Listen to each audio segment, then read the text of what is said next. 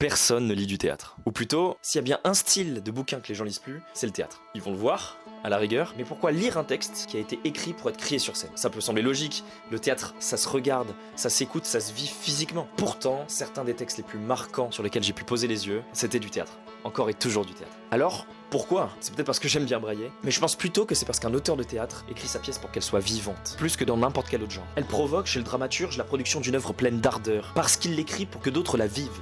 Justement, pour que, assis dans leur chaise, ils soient physiquement impliqués. Peut-être que c'est seulement en écrivant du théâtre d'ailleurs qu'on peut exhiber notre plume la plus vive. Je m'appelle Atlas, je parle de tout et n'importe quoi sur cette chaîne, et aujourd'hui, si vous avez 2 minutes, je vais vous défendre un truc pas défendable. Je vais vous soutenir 2 choses. La première, c'est qu'il existe une pièce de théâtre meilleure que toutes les autres.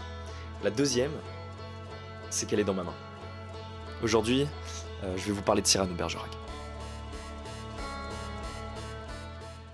Pour commencer, ce que tout le monde sait peut-être pas, c'est que Cyrano de Bergerac, c'est un vrai boug. Ok, regardez cette couverture.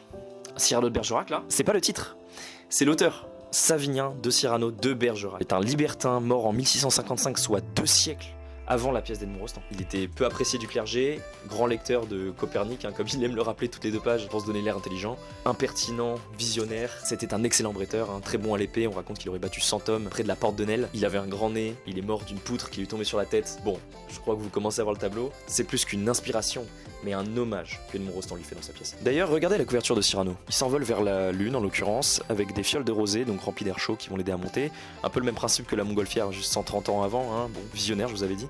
Et sur cette petite version de Cyrano que j'ai trouvée sur Vinted, donc ça c'est le dessin original de Edmond Rostand de Cyrano, au dos, vous avez ceci, qui est une jolie petite référence. Savinien, c'est quand même un auteur d'une imagination exceptionnelle, derrière cette petite image de Tana qu'on pouvait lui donner à l'époque. C'est pas seulement un pamphlétaire aigri et acerbe du XVIIe siècle qui s'amuse à critiquer les travers de sa société. C'était aussi un des précurseurs des Lumières. Peut-être le premier auteur à avoir écrit un roman de science-fiction, de l'histoire. Donc ça c'est Voyage dans la Lune, qui est la première moitié. Si jamais vous voulez lire Les États et Empires de la Lune et du Soleil, qui est donc son œuvre posthume, commencez par ça. Ça a été publié 2 ans après sa mort par un ami à lui, en version un peu édulcorée pour pas choquer les honnêtes gens, et il tape quand même beaucoup sur le clergé, le géocentrisme, la religion en général. C'est très court, une centaine de pages, et c'est complètement loufoque. Pour ceux qui connaissent, l'esthétique me fait un peu penser à la BD Philémon.